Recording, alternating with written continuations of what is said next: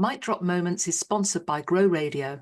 Want to launch your own podcast? Grow Radio are here to help. Grow Radio has launched and supported countless podcasts, and they'd love to do the same for you. Just hit record and they'll handle the rest.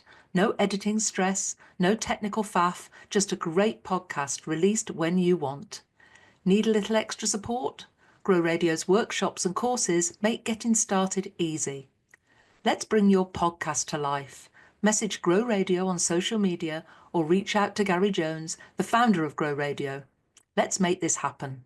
Welcome to Mic Drop Moments, and today I'm chatting with Dani Devren, who I'm going to get to introduce herself. It's great to have you here, Dani. Thank you so much. Tell us all about you and what you do. Okay, well, I currently call myself a bit of a personal visionary and activator, but I'm also an Instagram strategist. So I have basically had a career in social media, running multiple businesses over the last 7 years. And last year I kind of stepped away from being a very busy fool, doing loads of different things. And now I see myself as a bit of an activator. I love working with personal brands, but my playground, my passion and my expertise is Instagram. So a lot of what I do is Instagram strategy. But very, very recently, I've really started to pull my personal spiritual awakening into my business. So I'm kind of at a really exciting relaunch at the moment. And that's great that you've been in this social media world for so long. And in the background, I've got my lovely dog today who's decided to give us his input as well. Joining in. Just ignore him. We'll just ignore him. Yeah. But what I like is that although you've come from this social media background, you haven't said, right, I'm just going to be an Instagram. I'm just going to do this. I'm just going to be your Instagram friend, although you are everybody's Instagram friend. And I love your mission. Tell everybody what your mission is. So my mission is to change the world one Instagram account at a time. But what I mean by that is I am all about spreading joy and positivity. And the reason why I admire you so much is we have very similar goals in the business space with women, basically. I'm here to remind women that actually you can be friends with each other. You can support and empower each other. And it is nice to be nice, because I do feel like the online space, and especially for some random reason that we all probably know it's down to society and patriarchy and the witch wound and all the rest of it, but women still feel like they have to be in competition with each other. And I just want to support women to realize that some of us genuinely want you to win. We are here with our pom-poms cheerleading you every step of the way because we genuinely want to see women be happy. So I feel like a massive part of my mission is just to help women be happy, just to find their joy, their happiness. And of course I use Instagram as my stage, my platform, and that is what I teach women to do. Use your Instagram as your platform to be seen how you want to be seen, but spread joy, spread kindness, and change the world. Because I do think if you focus on one little corner of the world at a time, and you know what you can control is your little kind of bubble, that creates, a domino effect. And then we spread that joy and kindness, and it will just, what's that word? It will compound, and you do create this domino effect of happiness and joy. And there is a lot of, I don't know whether it's because so many people went online post-pandemic that it has become this battleground, almost knocking other people down to strive and move forward. And I don't believe in berating anybody. Everybody has their way of doing things. I'm not here to say, don't do it that way, do it mine. I'm here to say, work for whatever is right for you, and I'll help lift you up in the process. And I think exactly it. There's no need for the backstabbing and the bitchiness that I do see. I tend to walk away from it. Yeah. I'm very non-confrontational, so I tend to just mute. Mute people. Likewise. And this is it, isn't it? We don't have to engage in everything, and we don't have to agree with everything. And I just sit back sometimes and I observe, and I just feel like, what is going on? And do you know what the thing is? And this is why I guess I really take comfort in my spiritual journey, because I realize that doing the inner work and facing your shadows and your demons is really, really hard. But only when you've done that can you really see those that haven't. And it is so obvious in the online space. And that's why I kind of not show pity, but I kind of what's the word? I feel a little bit of compassion when I see these posts, because I'm like, oh my God, bless you. You really have a lot of shit going on, because it does come from insecurity, and it does come from a place of that scarcity mindset. And this whole thing where people don't realize that success is success when it's shared, right? And there's room for everyone, and there is clients for everyone and money for everyone, and there isn't this like famine. Do you know what I mean? And sometimes it feels like that online. But luckily, I guess I've curated my feed a little bit that I only see the positivity. But recently, I remember I was seeing the people moaning about what they were seeing, but I wasn't seeing the thing that they were moaning about. Do you know what I mean? And I do believe in, you put out there the energy that you want to show and to be a part of. So you have to stand in the power of what you want to grow, right? And there's no point feeding into the negativity. And I saw something recently and it was so true. It basically said, even if you're shouting no at hate, you're still shouting at it. And it's like you're still giving energy to the thing that you think you don't want to be given energy to. Yeah. And that's why I guess I weave a lot of law of attraction into my work, because I really believe in it. It's kind of become my religion. And of course, growing up as an Italian Catholic for so many years, I kind of felt like I don't relate. Like I'm in a church at Christmas Eve and I can hear, and this is the thing, isn't it? We are allowed to like people, respect people, accept that everyone has different views and beliefs, and everyone should be entitled to believe and live their life however they want to. And I've always been of the belief that I believe in everything and anything, and I love that people have beliefs. But I guess it was interesting for my personal journey growing up to feel like this isn't really my thing, and that's not really my thing, and no, that's not for me. And then all of a sudden I was introduced to spirituality, I guess, and I read a book and it was called The Vortex, and it was literally shaped my whole belief system. And as I was listening to it, I was like, wow, this is my religion. This is what I believe in. They're like the laws of the universe. And it made so much sense because I've always had this kind of inner confidence and this inner peace. And I guess that's given me a little bit of like, I don't know, sanity when COVID happened or when people are fighting or there's wars, because I just have this inner sense that everything is as it should and everything is happening how it is supposed to happen. And there is still so much joy and happiness and positivity and healing and good that is happening in the world.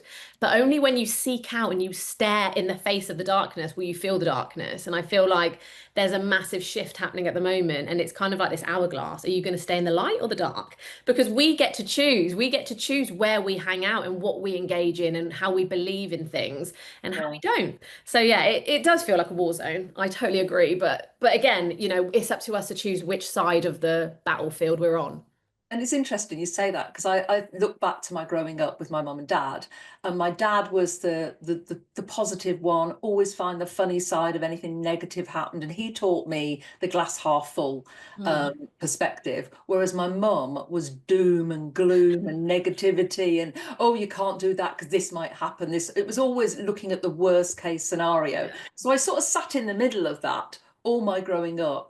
But I spent quite a lot of time with my dad in his later years and that positivity. And I am the most, as same as my dad, the most non-confrontational, glass half full person ever. And I always look for I'm not going to say my life has always been rosy. Bad things will happen and you can't change that, as you say. But it's the way that you approach them, it's the way that you deal with them, and it's the way that you view them. And I think if you view things with a positive energy and positive outlook, it's never as bad as what it seems. And if it is bad, you'll find a way through. That's it. Do you know what? Me and you resonate with so many different values and things are so similar. My upbringing was exactly the same, but mine was the reverse. So it's my dad, bless him, who is very much life is shit. And like he says that all the time. And I'm like, Dad, no, it's not. And he's like, bless him, he's worked so hard his whole life. Like he left Italy when he was 18, to chase this life in England.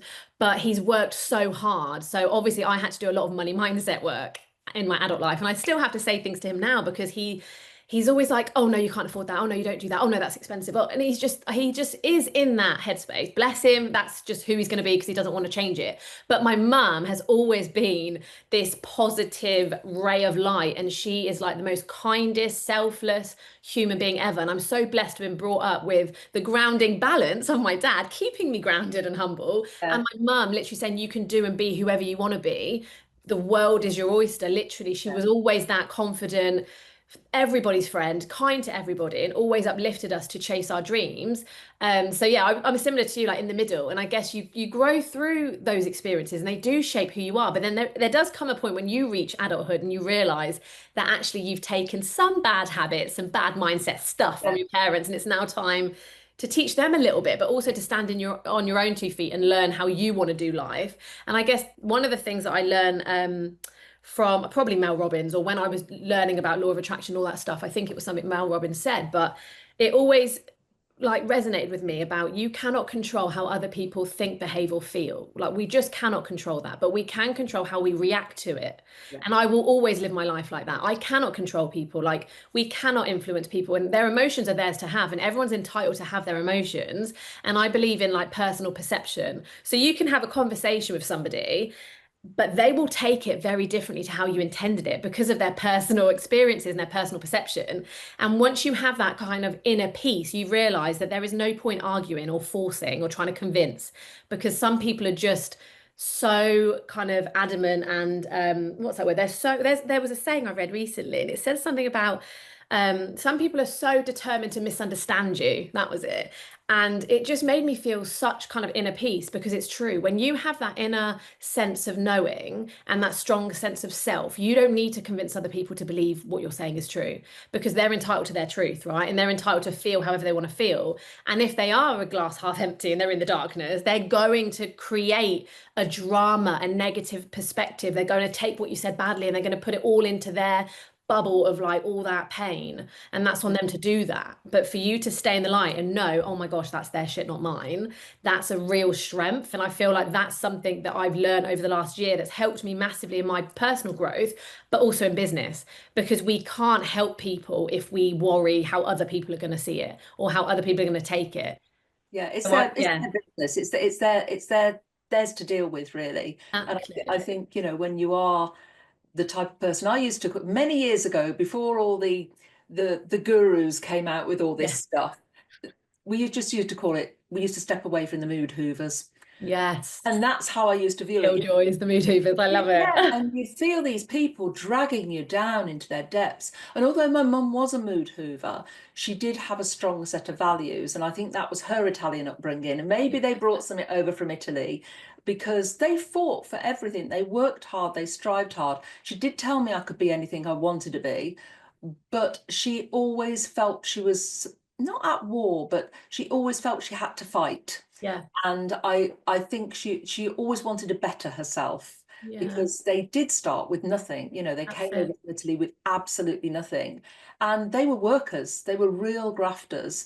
And she lost her dad when he was quite, young, really. So she grew up with just a very cantankerous old lady, my grandma, very much an Italian lady that didn't want to be here. She didn't want to be in England, but my granddad loved it. He embraced everything about it. So my mum, I think, was torn between this, got to strive to be constantly better and to better yourself, but also this whole, the world is all going to, implode on us and things like that.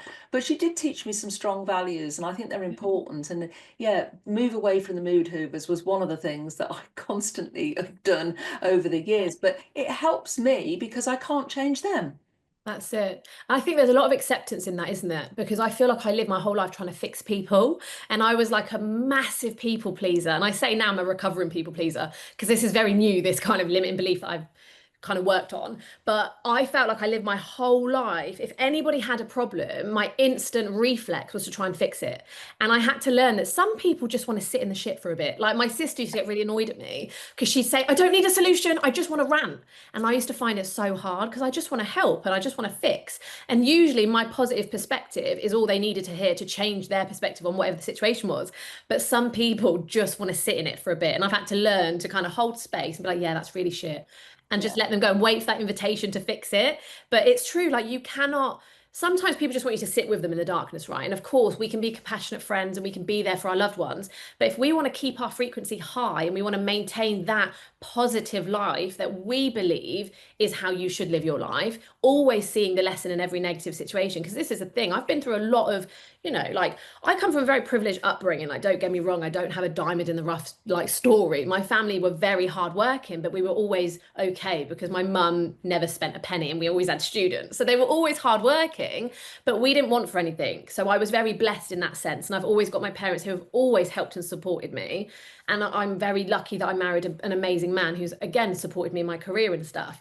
But I think it's really important when you realize through life that you are here to kind of serve a purpose, and we're all here. We've all got a destiny, and I do believe that we kind of have a soul's purpose and stuff.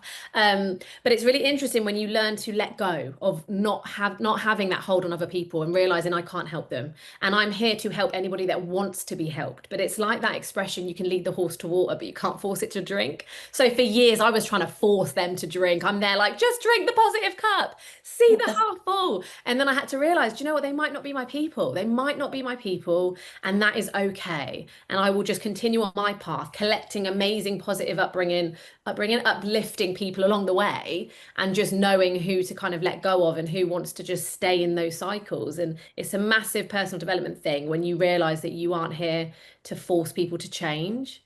Yeah, I was quite late when I discovered personal development. It's probably only about 13, 14 years ago when I Mhm. first came across, Tony Robbins, who was probably the most well-known one at the time, and then others. But before that, I just did my own thing. But looking back, it probably was personal development. I just didn't Yeah, know of at course. the time. Yeah. And I think, you go through your journey. Gosh, if I go back way before you were born, Danny, and I look at how people used to do things, pre-internet and all that, you just used to move away from people that didn't really align with your values. You used to move, when I think about when I used to change jobs, it was because I didn't align with the values of the company or the people I was working with. It wasn't that I was always striving to be better. It's just that I was striving to be more aligned and Yeah. work with people and do things that I enjoyed. And I talk a lot about ikigai and living your purpose and all that now. And it's true. I've worked on that, and it's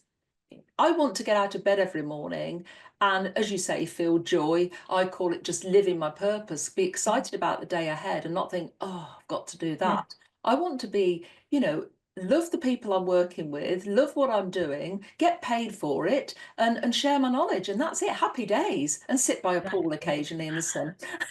Yeah, drinking an Aperol spritz and eating some Yeah, pizza. obviously. Yeah.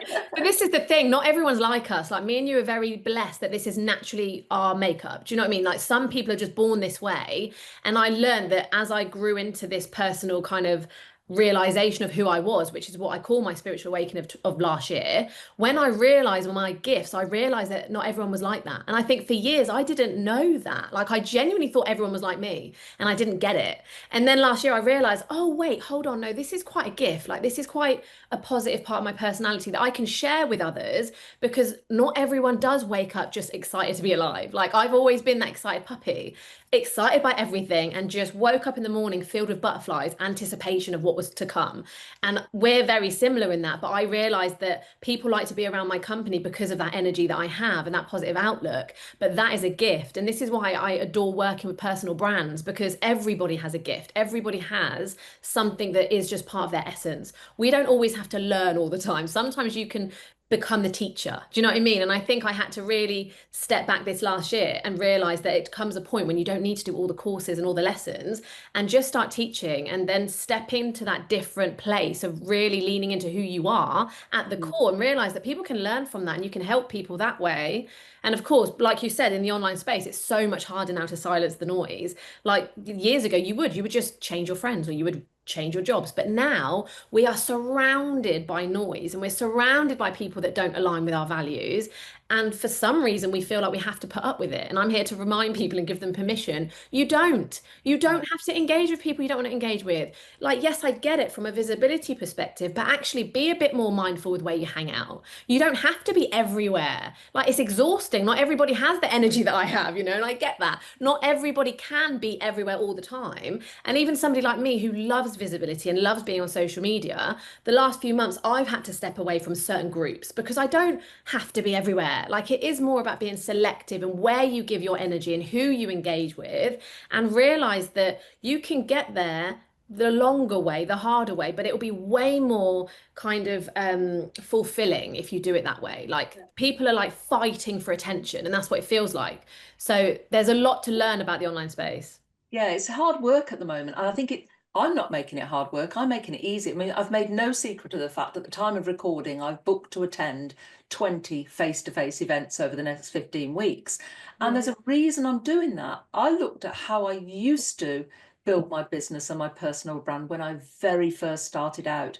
And it was by going to events, speaking at events, sponsoring at events, attending events, stepping into new rooms, meeting new people. And I thought, let's try it. For 3 months, let's do something different, because the online space at the moment is, I don't know,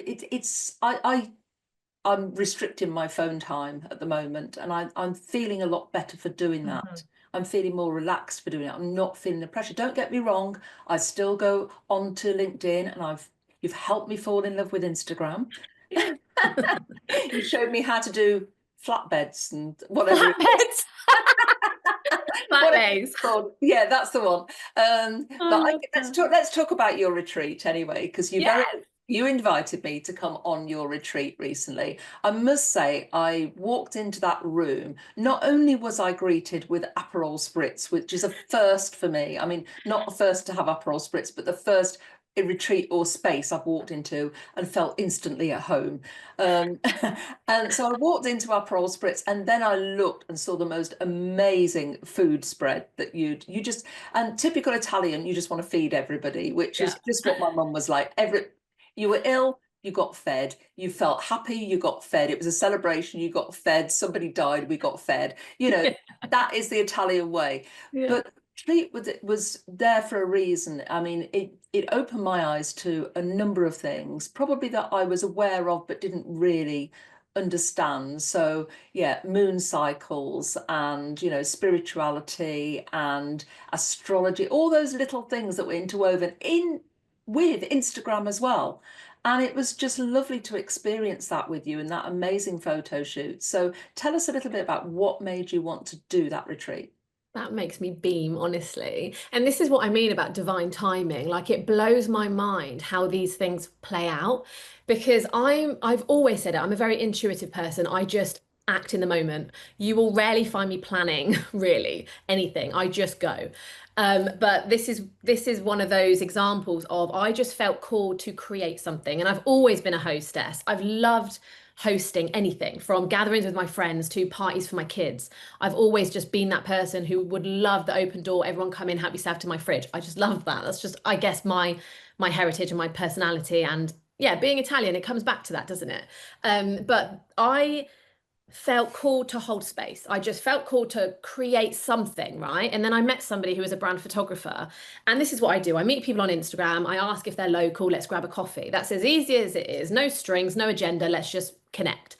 And within 10 minutes, I was like, oh my God, she's the missing piece to my puzzle. Instagram plus brand photography. That is a match made in heaven. Let's put on an event for women in business to learn about showing up authentically on Instagram, but also give them the tangible content to have that photo shoot, to have that portfolio, so they have the confidence to show up on Instagram. So that's where it started. But of course, nothing flows in one direction with me. I will just drop things in and feel called in all different ways.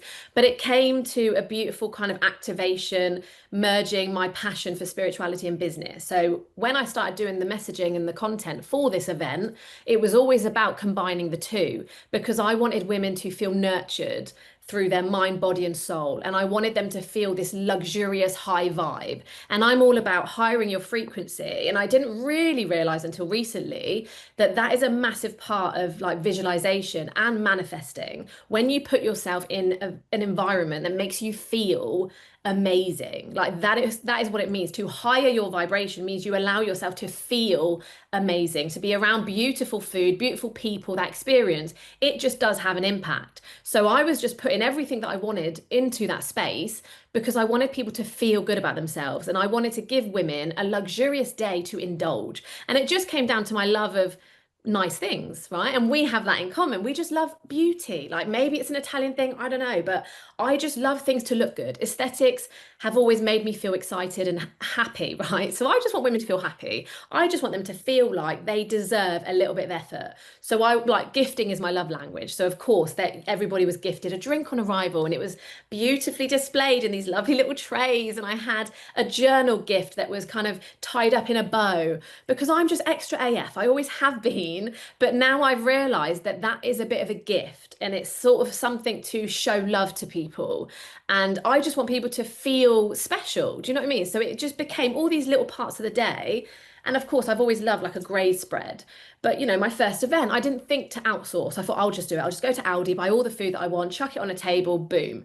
And I guess at some point during that day, I was like, oh my God, I did that all by myself and it looks good. Like I even shocked myself. But this is the beauty of when you're in your flow, right? When you have found your thing and when you are truly in alignment with your purpose, it just goes smoothly. And the day before that retreat felt like a very symbolic day in my journey because I had to end a few things, like a few like niggling relationships and stuff going on. And I just knew today, like tomorrow, so the day before, I was literally saying to myself, tomorrow's going to be the start of my future. Like I just felt this true calling that it was going to be the start of something. And I just had that trust and faith. And obviously, of course, the day flowed so smoothly and everybody loved it. And we connected and we laughed and we drank Aperol spritz and we ate great food. And even Michelle was like, oh my God, honestly, like the feedback I had from that day, I am so grateful that I felt called to invite the women that I did, because that again was divine intervention. And for you, for example, so let me just explain to the listeners what happened. I knew that visibility is so important. And I knew that when you're launching something new, you want all eyes on it, right? So I had only recently connected with you online and I went to your awards and I was like, God, she's amazing. I adore her. I messaged you and I said, I was only asking for advice. This is what blew my mind, right? I asked you, who do you think I should invite that would like to come? And you was like, oh my God, I'll come. I couldn't believe it. I was like voice noting everybody, like, I can't believe it. I can't believe she's coming. Because I genuinely did not think for a second that you would. And I think meeting you and having that experience with you just showed me that there are women out there that are ahead in their career, but they have the same values as me. They just want to help. When they can, they will. And that's what I've always been like. If I can help, I will. And it's not about a monetary exchange all the time. It's not about this hierarchy of, oh no, I can't go there. She's brand new. Or do you know what I mean? Like there just felt this human meeting human, helping, being experience between us. And I was just so grateful. And again, like I didn't have a strategy, I didn't have a list, I didn't have names that I was ticking off from, oh, who's going to be the right person. I just felt called to ask a few other women to come. And it was just the most perfect day because everybody brought something different and everybody took away so much more. So I guess what really shifted for me was the feedback that I got, that even though I said it was an activation, I said it was merging spirituality with business, I don't think I realized how much it was doing that because I didn't back myself yet. And I still had guest speakers and I still had other people to do the things. And I guess after that day, I realized that actually I am capable of holding space like that. And my energy alone is the thing that creates that activation and my passion for all these things. And of course, I will always bring other women to share because I love collaboration. I love to introduce women to other women. And especially for my personal journey, I've learned from so many other women that I want to bring them in. I'm not there to say, I'm the one that will teach you, but I love to be a connector. And I know we've got that in common. So I guess that retreat was just a one-off incredible event, but it's now become so much more. And I didn't realize at the time what it was going to be. And now, of course, after having the feedback and even speaking to you at Emphasis Summer Social that we went to, just gave me that confidence to actually really step into this space where I feel like, do you know what, I am a retreat host now and I can launch an activation program where I can handhold women through this experience that I've been through and I can launch it with a retreat because why not? Like, why can't we launch a mastermind with a retreat? Why can't I invite women to experience this luxury? Like, why not? And if people are attending that, they're going to be in for a treat because just the wow factor when I walked in was just amazing. And you held a safe space as well. And the conversations that went on outside of the actual structure of the day, loose structure, let's say, because it wasn't regimented, which was nice. It was very relaxed. But the conversations between the people that were there were great as well. So it was just a lovely space to be in. Thank you so much. Dani, we are sadly out of time. I could chat to you for hours. all day, but I always ask my guests to leave the audience with a mic drop moment, a piece of wisdom, piece of advice, or something you'd like to leave the audience with. What would yours be? Wow, this is a really hard one for me because as you can tell, I have a lot to say. So do you know what? One piece of advice that I think would resonate with everyone, no matter what stage of your business, your career you're at, or however old you are, the biggest advice I will always give people is trust the timings of everything because you are exactly where you are supposed to be in that moment. So just trust that everything that's meant for you will find you and everything will work out. So just have faith in the moment. That's lovely. Thank you. Today I've been chatting with Dani Devren. Dani, we will share your links in the show notes. Thank you so much. I've really enjoyed this chat. Thank you so much, so have I, and I'll speak to you soon.